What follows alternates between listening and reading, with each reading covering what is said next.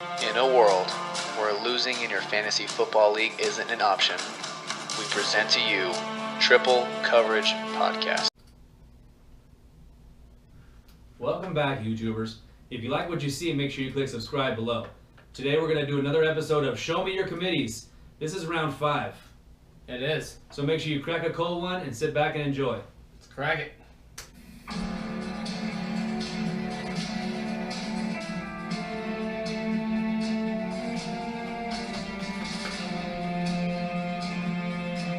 In a world where losing in your fantasy football league isn't an option, we present to you Triple Coverage Podcast.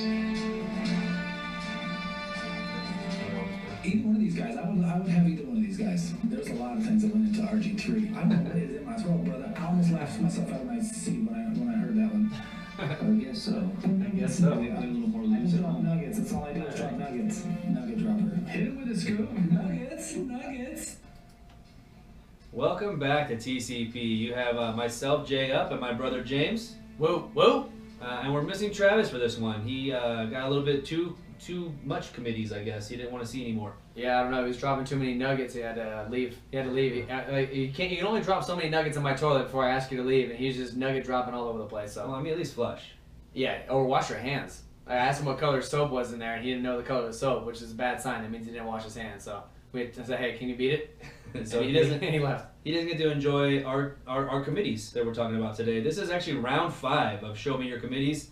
We're nearing the end of this. Yeah, there's only so many teams, but almost everyone seems like they're by committee. And a couple of these today for me aren't necessarily what my definition of committee is. Some people say, yes, it is. If anything more than one stud running back is a committee. So we'll talk about that today as well, hopefully, when we get into the teams. These teams may be ones that have a clear-cut one running back, and they could be guys that or teams that use 2 or 3 guys, which is why they're kind of open-ended for committees. Yeah, I agree. Today we're going to be talking first about the New Orleans Saints. Right.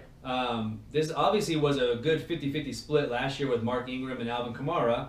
As everyone knows out there, Mark Ingram is suspended for the first 4 games of the season, and then they have a bye week in week 6, which means that if Peyton decides to hold him out for week 5, he may not play till week 7. Yeah, I don't know what they're going to do with him week 5. Like, the way that Sean Payton is and the way that he's treated Ingram in the past, the way that he's treated Adrian Peterson, he's kind of like Bill Belichick-esque of like it's my way, I don't care how good you are, how good you think you are. He obviously doesn't care about fantasy football owners, that's for damn sure. That's the last thing on his mind. So He doesn't stand for it. I have Ingram in the league. If I activate him after week 4 onto my active roster, am I playing him week 5 is the question. And for me... Probably not. For me, though, okay, I have Christian McCaffrey and I have Dion Lewis, and it's like, I'd rather have Ingram probably than those guys, but at least I get to see 4 weeks of those other 2 guys before week 5 to make that decision. Now, if both those guys are kind of hot and they're getting the initial 50-50 split or they're getting enough points where I feel comfortable, then yeah. But if, let's say, Dion Lewis isn't being used how I thought he was going to be used, I might have to play Mark Ingram and not have, might have a chance Depending on how the season's going. Right, but I mean, in Mark Ingram's absence, who do we see step up? I mean, who do we have on the roster here? A lot of people would just assume that because Alvin Kamara did so well last year that they're just going to give him the ball and let him just run away with it. But I don't think so. No I think way. Peyton likes using a little bit of a split here. What they have behind Kamara, though, is what is up in the air. So you have Trey Edmonds, who was there last year. Right. They brought in Jonathan Williams towards the end of last season. Mm-hmm. Terrence West they re-signed just a few weeks ago, and then they drafted rookie Boston Scott. As I started digging around, Kamara's 23 years old. He's 5'10", 215 pounds.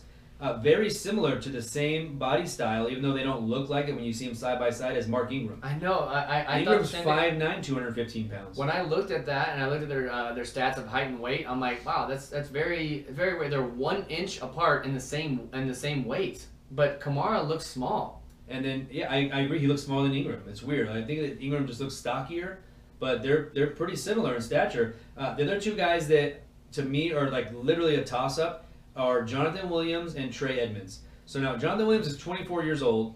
Like I said, he's been on 2 other teams. He was originally brought in by Buffalo, and then he played for Denver for a very short stint. And then they let him go. New Orleans signed him last year, like I said.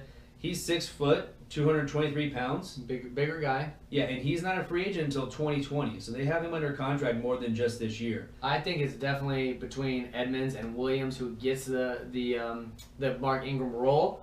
But if Kamara comes out week 1 and he just looks like he did last year and he's like running the ball and catching the ball and getting goal line sometime touches and stuff like that, like I think that it's not going to be a 50-50 split. I think it's more going to be like an 80-20 where they're going to use Kamara a little bit more heavier, but there still will be a guy there, and I don't know if that guy, though, is going to be fantasy relevant where, let's say you do have a Trey Edmonds or a Jonathan Williams, and week 1 they do okay. They get you like 10 or 12 points. Like, I don't put any stock into having to play him week 2, 3, and 4 and feel any confidence there. Edmonds is unless I was hurting. Right. Bad. Edmonds is 23, and he's also a pretty big back. Like, these guys are both bigger than Kamara and Ingram.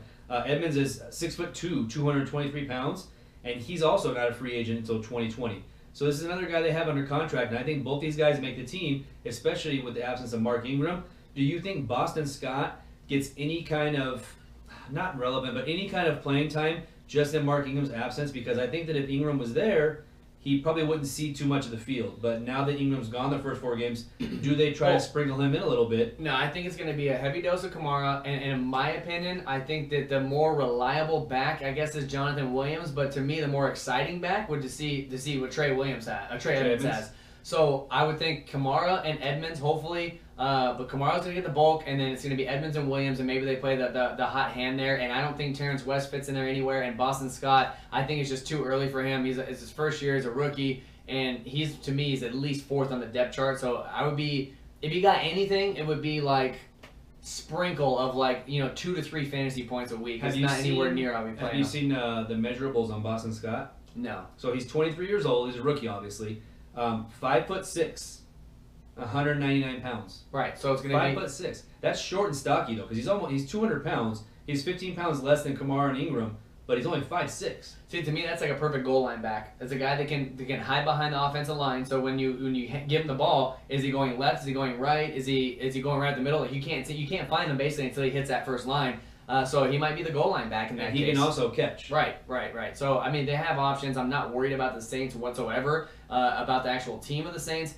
But Mark Ingram, if I'm a Mark Ingram owner, I hope for the best. I hope that he doesn't get in the doghouse, because if you're in Sean Payton's doghouse, what if they just completely say, hey, look, whoever, Jonathan Williams is doing just well enough, and we're 4-1 going into the bye week, and we're not going to play it. Or 3-1 going into the bye week, I'm sorry. Do you, because we haven't had a wall bet today, I don't think, between the two of us, do you want to do a wall bet between Jonathan Williams and Trey Edmonds? I'll take Williams. No. Just the first 4 weeks? No. I don't. I think it's a complete coin flip, and I don't know where Sean Payton's head's at. I think to me the more exciting pick would be Trey Edmonds, but I don't think that he's going to outscore Jonathan Williams. So you don't want to do a wall bet? No, there's no reason to. All right. I mean, I'm sorry. Fair enough. I don't believe it, and I'm not going to just make a wall bet just to do it. Sorry, bro. So this could be a committee, like we said. It could be one of those ones where Alvin Kamara gets 80% of the touches. I would like to see, I'm a Kamara owner in 2 different leagues in Dynasty, and I would like to see him maybe not get so many carries, because I don't want to see his... Am I the only one that thinks that Kamara is going way too high? Like, way too high. I get it. He had a great season. Like, it was ridiculous. He finishes, I think in our league, running back number 3 I have written down here in our league. He's being drafted. He's 22 years old. He's being drafted in Dynasty as the number 6 running back, number 9 overall in Dynasty. You're telling me that this guy is a top 9 talent in the NFL? A lot of it has to do with how he did last season, and also has to do with the whole Mark Ingram thing. I mean, in redraft, it's even worse to me. In redraft, he's number 5 running back taken, number 6 overall. Number 6 overall in redraft. You have the 6th pick in a redraft league, and you go Alvin Kamara as your number 1 running back. I don't know. I don't know why. I'm not sure why I don't believe in him. I don't know. I don't know if it's Sean Payton or the offense, or because Drew Brees is the quarterback, or if it's a combination of everything. That's why I believe in him. But they're in a very tough division. Okay, you have Carolina Panthers, you have the Tampa Bay Buccaneers, got a really good defense. You have the Atlanta Falcons, are always very competitive. I don't see them blowing teams out of the water and them getting all these extra touches. He's gonna get most of his his touches in the receiving game, but I don't know. I don't know. I'm a believer in Kamara. I would not balk at taking him in the first round. I just see him dropping. And not like a bad habit where he's just out of the top 12, but No, when you look at the guys behind him, though, like, who do you have so much faith in that they're going to just overtake? You know what I mean? Like, you could probably name a couple of guys, but can you name 6 or 7 guys? Okay, well, which still leaves him in the first round. Okay, here's who he finished number 3 last season, right? He's going as number, we said 5 in redraft, okay? Right. You're telling me right now in the redraft league, Todd Gurley or Kamara? I'm going Gurley. Elliott or Kamara? Elliott. Barkley or Kamara? I'd probably go Barkley. Okay. David Johnson or Kamara? David Johnson. Le'Veon Bell or Kamara? Le'Veon Bell. Okay, so he's already at number 6. Okay, so he's at number 6 right now. So for me, the guys going after him that I would rather take a chance on: Melvin Gordon, Dalvin Cook, Leonard Fournette, and then I put him in the same boat as Christian McCaffrey. But then you look at the guys beneath him. Mixon could easily finish ahead of him. Devontae Freeman, if he has a big season, he could finish ahead of Kareem Hunt. Like, there are guys there that I see potentially that could knock him out of the top 12. Maybe like number 10 or 12. And again, splitting hairs is splitting hairs. He's going to be an RB1 either way. But for where he's going, I don't think I'll own him in any league. And I don't. I'm in 4 leagues right now, and I don't own him in any league. I own him in 2, and I'm happy with it. I gave him to you in 1. Yeah. For Antonio Brown, yeah. But you also That was a great trade. 2 first-round picks, Kamara and Devontae Parker. For Antonio Brown. Yeah, I think that was actually both of us was pretty fair. That was like one of the only trades that me and you made together, I think. And I thought it was pretty fair, though. Yeah. It's like pulling teeth with you. That's I why. got a good value out, and I ended up making the championship game. You and I were both in the playoffs, so it helped both of us out. Yeah, I agree. So in Mark Ingram's absence, we talked about who we think might step in. It's kind of up in the air right now, but Ingram last season had 58 catches. So there's not only just opportunity for the rushing, but there's also going to be a lot of targets up in the air as well. So whoever does well in training camp and preseason could be a viable starter for your team in like a flex or a deep. You know, if you could play 3 or 4 running backs under, depending on how your thing's set up, your league set up, could have some value. But I wouldn't put any weight into it, and I wouldn't go out and trade for any of these guys yet because I just don't know what's going to shake down. Yeah, I agree. Okay, who's up next? Let's move on to Oakland. Not your traditional running back by committee like we talked about. I think this is more of a running back by committee than New Orleans. Well, all 3 of the teams we're going to talk about today, in my opinion, not really like your traditional running back by committees. They're all like a possibility that it could be committees, or it could just be one guy that runs away with it.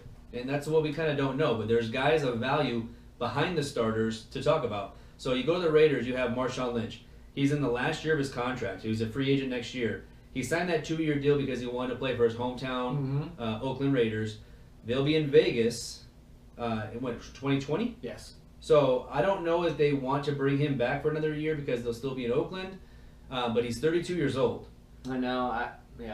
And so that leaves a lot of question marks to me. I think that he'll be okay. I think that they use him the way they used him last year, which is very sparingly in the first half of the season, and then as it starts to get colder weather-wise, then they start kind of amping him up, and that was kind of the way they used him. For me, when I started looking and started researching on the backfield back here, and I started looking at the stats and where they're going and all this other stuff, I think that he's a great value for where he's going. He finished as running back 22 last season, and he missed a game. So you figure right around the top 20, which is back in RB2, which is that's great. But for this upcoming season in a redraft league, he's going as a 31st running back off the board. Which to me, that's pretty good value. Like you're talking 31st running back, so he's probably going to be like your number 3 or 4 running back. And as somebody that finishes an RB2 last season, then I like the value that's going there. He's going 79th overall in a redraft. And Dynasty, because of his age, he's going as a 47th running back taken, which is 143rd overall. I can see that. It's like, yeah, but okay. So 47th running back overall. What's that? What's 143 divided by 12? You're looking at what? 12th. That's right at the back end of the 11th round. So 11th round, I mean, he's just a guy just to put on there for depth, but that's a guy that you can start every single week, and he might only play for 1 year, but now you're in like the Larry Fitzgerald territory. It's like you got a Larry Fitzgerald that you're gonna start every single week because he's producing, but he might only be there for 1 year. But if you're trying to get into the playoffs and have a deep run, these are the guys that make up your team when injuries happen and bye weeks happen. It's not bad to add that depth on there to help you out towards the When you try to trade, though, somebody for Marshawn Lynch, you're like, hey, I'll give you Marshawn Lynch. The very first thing they're going to say, I don't want him because of his age. Okay, like, I get it. He's not going to be a top 10 guy. I get that. But for depth, it's a guy that you need to have on your team that's a reliable guy that you know you can put in. he's somebody you're going to have to, if you take him, you're probably going to be stuck with him. So now speaking outside of Marshawn Lynch, is there any possible way that Doug Martin doesn't take over the number 2 role over Washington and Jalen Richard? No, everything I'm hearing coming out of Oakland, obviously we're in Vegas and that's where we record from, so our local media covers the Raiders also because they know they're going to be the Las Vegas Raiders. So everything we're hearing is that Doug Martin actually looks pretty good, and it looks like he's going to win that number 2 job behind Marshawn Lynch. Doug Martin can catch. He has had good seasons in the past. Yeah. I'm not a huge believer on Martin, but where you're getting him in drafts as the quote-unquote handcuff, it's not bad value. Yeah. It's really not bad value. In redraft, he's going number 53 in running backs. 53rd running back, which is 147th overall. That's a 12th round in redraft leagues, which is basically like almost your last position or second to last position player that you're taking before you take the kickers and the defenses and whatever. So for where he's going, if I have Lynch, I would probably... I mean, Lynch is going 79 in redraft, so what is that? 12 and 12, you got 6th, 7th roundish. So if you did take Lynch in the 7th round, would you take Martin in the 12th to back him up? Or 13th? If he fell, let's say 13th round. I would definitely look into that as a possibility because I think that I just don't know if somebody can kind of jump into that same kind of role. I just don't know if I want to own either one of these guys. You know what I mean? I'm not looking to get these guys, but if these guys start falling in your draft, then they obviously have a little bit of value. The 2 guys behind them, after talking about Martin, so you talk about DeAndre Washington, who's been there for a couple of years, and Jalen Richard. Okay, now Washington's 25 years old, and he's a free agent in 2020. Jalen Richard, 24 years old. They're the same exact height and weight, though. I know. They're both 5'8", 205 pounds. But here's the thing I thought was very interesting. Now, they brought in Chris Warren III out of Texas. He's the son of a former running back that used to play for the Seahawks, I believe, Chris Warren. So he has that kind of pedigree in his family. Okay. This is what I thought was interesting. Marshawn Lynch, free agent in 2019. Doug Martin, free agent in 2019. Jalen Richard, free agent in 2019. DeAndre Washington's the only guy. He's a free agent in the year 2020. So they don't even have any strings attached to any of these guys past this year. And Chris Warren, as a person they brought in, there's no one even close to this guy's size. Big, right? On this. He's 6'2", 230 pounds. Yes, he could probably lose a few pounds, but he's a big, bruising back. And he's a younger guy, and they have him under his rookie contract. So we don't know what the backfield's going to look like going into next year as far as dynasty. Was he undrafted? Or was he 7th round or something? I can't remember which round he got drafted. Because, I mean, I don't know if I want to put too much into the fact of him taking over anything. If from what I remember, I thought he was undrafted. I'm going to double check right now. And let's see right here. Undrafted, yeah. See? Undrafted. Came out of Texas, but he was undrafted. So to me, they have zero ties with any of these guys. And to me, I think that this is all because John Gruden comes in as a new head coach. He goes out. They trade to get they signed Jordy Nelson. They went to go get Martavis Bryant. Then you add Doug Martin. It's like he's adding, and Doug Martin, who was from Tampa Bay, he's adding guys that he has no really long-term commitments to because he probably wants to see what he has. Like, give him a chance to see his team, to see these guys develop. So we got Jordy Nelson, who's 32 years old. You bring in Martavis Bryant, who never really produced out there in Pittsburgh, never really got to where he was supposed to get to. Right. So really the only major commitments they have in Oakland right now in their entire offense is Derek Carr and Amari Cooper. That's it. Right. So that's why I say, like, next year, I don't know if any of these guys are even going to factor in next year. Like, they may not even have the running back of their future on their team right now. Right. I don't see Marshawn Lynch re-signing. I don't see Doug Martin re-signing. They'll have DeAndre Washington for one more year, and they'll obviously have Chris Warren. I don't think he's somebody that's going to just jump right in and take over the job and run away with it. But to me, he's an interesting dynasty stash. You know who I think would be a great fit here next season? Who's that? Tevin Coleman. Tevin Coleman is somebody that would definitely be. Tevin Coleman doesn't re-sign with Atlanta. He says, you know what, I want to go out there and I want to be the man. I want to be the 1A to somebody's 1B instead of being the second fiddle every time. He goes to Oakland. They will use him like nobody's business. And you put Tevin Coleman in that backfield with Derek Carr and Amari Cooper, and I think that Tevin Coleman's value skyrockets. Yeah, I just think it's a great fit for him. It'll be like Jerick McKinnon did this year. Yeah. So the league that I do have Tevin Coleman in, I will be hanging on to him so I can trade later. Any other guys that you want to touch on Oakland's backfield? Lynch, we said, is 5'11", 215. Doug Martin's 5'9", 223. Both kind of around the same size. Martin's a lot shorter and stockier, but just worried about Marshawn Lynch's back and his injury history. I just don't see him playing the full 16 games, and I do think that Doug Martin will have at least 30% of these touches, whether it be in the passing game or when Lynch is hurt. I think in redraft, Lynch and Martin will both have some sort of fantasy value. It depends on where you get them in the draft. But both those guys, in my opinion, everybody else, Washington, Rashard, Warren, Not ownable. not ownable in redraft. And like I said, the only guy I'm even mildly interested in is Warren for a dynasty stash. Someone I can throw on my taxi squad and just see what happens. Yeah, If it doesn't happen, then you just cut him loose. I agree.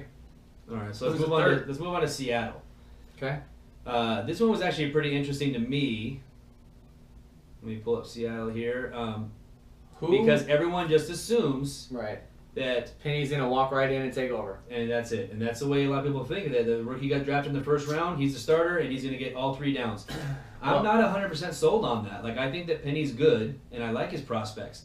But I don't think Chris Carson, who's quote-unquote backup right now, is just going to disappear. Yeah, I've heard the Chris Carson hype, which I don't know what to believe yet, but a lot of people that are Seattle Seahawks fans keep saying, like, don't jump the gun too quick. Like, Chris Carson is still there. Like, he's still, when he got the opportunity, when he was healthy, he did fairly well. He's the only guy that produced behind that terrible line. But then if you're Seattle, why go out in the first round and draft Rashad Penny then? Like, what if obviously, who knows the most? Obviously, the coaching staff, the running back staff, Pete Carroll, and Russell Wilson. The whole team knows what they have in Chris Carson. They saw it, for a decent enough sample size to know what they have. Why in the first round when, if you remember, Seattle didn't have that many middle round picks. It was like a first and whatever, and then they had a ton of like Not sixth, till the fourth. yeah, again, like 5th and 6th and 7th rounds, whatever. So like you got to hit on those when you don't have multiple first, second, and third round picks. Like you got to make sure that what you're taking in that first a couple rounds is like not a guarantee, but closest thing that you can get to like, hey, what's a sure thing that we can get? They didn't go offensive line. They didn't go wide receiver that they desperately needed. They got rid of Jimmy Graham and didn't replace him with anything, great at tight end. So you had all these options of where to go, and you go running back. So it's like, to me, if I'm an outsider and I'm not a Seattle fan, I'm a fantasy football player and I'm a dynasty player, I'm concerned of like, if Chris Carson's really that good and they really believe in him that much, why waste a first round pick on Rashad Penny? Meanwhile, Penny could have been there later. I don't think it's a waste. I think Penny could have been there later. That's what I thought was kind of weird. That's what I'm saying. Why do that? So they should have traded back maybe and grabbed Penny in the second round. That's what I'm saying. So obviously they love Penny, and I think he's going to get every opportunity in the world to do that. I'm just saying that I don't think Chris Carson just disappears. I think that he's going to be some kind of involved because he's the only guy that could run behind that terrible line until he got hurt. The thing I thought was kind of funny too with Seattle is 3 years in a row they drafted a running back. 2016, third round, they draft CJ Prosise. And everyone's like, oh, he's just a little guy. He's actually not. He's the biggest guy on their roster as far as running backs go. He's 6'1", 225. Right. 7th round in 2017, that's where they got Carson.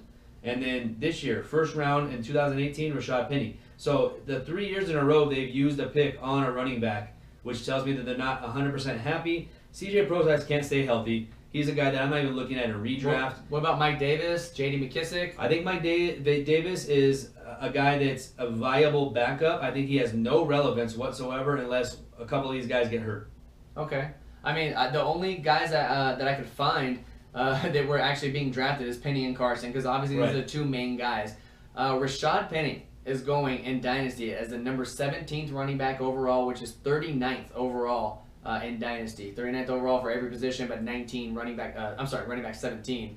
To me, it sounds like the fantasy community agrees. Yeah, and they're pretty high. But what if he to can't? Me, that's not really a value. But exactly what I was saying. What if he can't block, or what if he's having problems with that? Like, I don't know. He's 22 years old. Carson's 23 years old. Or Carson's going to be 23 September 14th. So he actually starts the season as 22 years old as well, but turns 23 very quickly. Redraft. You have Rashad Penny, running back number 20, so he's a little bit lower, 42nd overall. Again, so now running back number 20, 42nd overall, you're talking he's going in the back end of the third round, right? Or no, back in the fourth round, back in the fourth. I mean, I don't know. I just think that's... I like Penny. I like Penny's prospects, but you're absolutely right. He's what if 404 right now? What if at the very beginning of the season he's just not picking up pass protection and Chris Carson has, even though Penny can catch, is Carson going to get on the field that way? Because I just don't see Procise and J.D. McKissick making any kind of damage whatsoever unless there's major injuries. It's literally, to me, I could see it being a 50-50 split or being like a 60-40 split of whoever's got the hot hand. And if Penny, like you said, can't pick up the blocking schemes and he's not doing what he should be doing in OTAs and preseason, then it's very possible that week 1, Chris Carson starts the game and he gets a first nod. Even though Penny will still be in there, getting his 30 or 40% of the share, he's not going to be the go-to starter guy. Yeah, I think that you're right on with the 60-40. I see it being 60-40 split with Penny getting the 60% and Carson getting the 40. At least initially, all accounts, Chris Carson is fully recovered from his injury that he had. They said that he's already done every drill. What about the report that Chris Carson added 10 more pounds and feels more solid? Well, that may be to help his pass protection, though. It's not 10 pounds of just weight. It's probably 10 pounds of okay, poop. Yeah, 10 pounds of poop. This isn't clear. But though, if we're talking value, to me the value's in Chris Carson. So in Dynasty, he's going as running back number 58. Now, mind you, he's only been in the league for a year, right? So he's 23 years old. He's going to be turning 23. He's still very young. And because last season he got hurt and he was kind of all over the place, he only played 4 games last year. So we don't really know, like, as a fantasy owner, like we haven't seen a gigantic sample size, but he averaged over 4 yards a carry. He also had 7 catches in those 4 games. He also had a touchdown receiving. But to go number 58 overall for running backs and number 187th overall, to me, that's somewhere where you can take pretty much no risk at all on this guy, getting him where he's going. And if he does pan out, then you're sitting pretty. You're talking about Carson, right? Yeah. Yeah, he's a guy, if you look back at his stats too, like he didn't even, in those 4 games he played, he didn't rush for over 100 yards. His best game was against San Fran. He had 20 carries for 93 yards. Right. But other than that, like, he didn't like jump off the page. He just was behind that terrible, terrible offensive line of Seattle's. He's the only guy that showed anything. Yeah, but he had 4.2 yards a carry, which is respectable, right, for a 4-game sample. But the guys that are going around him in Dynasty, okay, these are the guys that are going before him. You let me know who you'd rather have, Chris Carson or this other player. Okay, ready? Yeah. Kenneth Dixon or Chris Carson? Carson. Matt Breida or Chris Carson? Carson. Jordan Wilkins, Chris Carson. Talking Dynasty. I'm high on Jordan Wilkins, man. Okay, so Wilkins. I'll take Jordan Wilkins. TJ Yeldon or Chris Carson? Yeldon. Really? Doug Martin or Chris Carson? Carson. Peyton Barber, Chris Carson. You know what? I'm really low on Ronald Jones, so I'll say Peyton Barber. Okay, so the 2 that you said that you would take, you said Dixon and Breida, you would take Carson over them. They're actually going ahead of the rest of those guys. Really? You have Dixon at 51, Breida is running back 52, Yeldon's 55, Martin's 56, Peyton Barber's 57, and then 58 is Chris Carson. Yeah. See, so there's like those 2 guys that that's I mean, what I mean. It's like, that's why we talked about before, is that when you're doing drafts, especially like even in Dynasty, you go by tiers. Like, right. If you put 7, 8, 9 guys in a tier, then you're not really upset with one of those guys getting taken unless you love a particular player. Mm-hmm. That's why tiers help out so much. Like, I would have maybe those guys in the same tier, but I wouldn't have Breida and Dixon ahead of those guys. I'd have them behind. Right. You have Chris Carson in a redraft league. He's going 48th running back overall. That's a mid of the 11th round. 11th round, 1106 to be precise, is where he's going. Guys that are going around him in redraft. You have Dante Foreman, Naheem Hines, Doug Martin, Devontae Booker, Giovanni Bernard. I think he's right in there with those guys, actually. That's a pretty good spot to put him in. I mean, I'd rather have him than Foreman, but other than that, I'd rather have him than Doug Martin and Foreman. I think Carson will have value as a fantasy player this season. Yeah, to me, it all comes down to where you can get him, I guess. You know what I mean? Like, you're not going to waste a pick where he's like your RB2, your RB3. Like, in this case, he's 11th round. He could be your RB6 or 5. It's just a depth guy. And, like, if something does happen to Penny or he doesn't work out and Chris Carson does get the nod and all of a sudden it's a 70-30 split in Chris Carson's way, you're in heaven. You got a fifth running back that's actually producing that you can go out there and sell if you're in a dynasty league or otherwise, of a guy that's producing that, you didn't expect that out of him. And if he does, it's just a bonus. That's what I mean. I think he still will have standalone value at some point this season. I agree. Anything else you want to talk about between the Raiders, the Saints, or the Seattle Seahawks backfield? There's actually not. I think we covered it pretty well today. Yeah, I agree. It was very quick, very precise. I think, like I said, these 3 teams to me is not the running back by committee where there's like 3 or 4 different options. It's kind of clear cut that like Lynch is the starter for Oakland, Ingram's a starter for New Orleans, but because he's suspended now it's Kamara. And to me, the only real committee is the Seattle, and it's just between Penny and Carson, to be honest with you. And the other 3 guys that are there, Procise might get a little bit, Mike Davis a little bit, but the chances are 90% of the touches are going to go between Penny and Carson. So pick your spot. If you believe in Rashad Penny, you think he can block well enough to keep a starting job, he could have a huge season. But I'll take the value, 6 rounds or 7 rounds later, 8 rounds later actually, for Chris Carson. Yep. All right, here's where to crack one. Let's crack it. And I said you guys like Travis here, but he's not. So are you ready to crack one? Let's crack it. Let's crack it. You guys.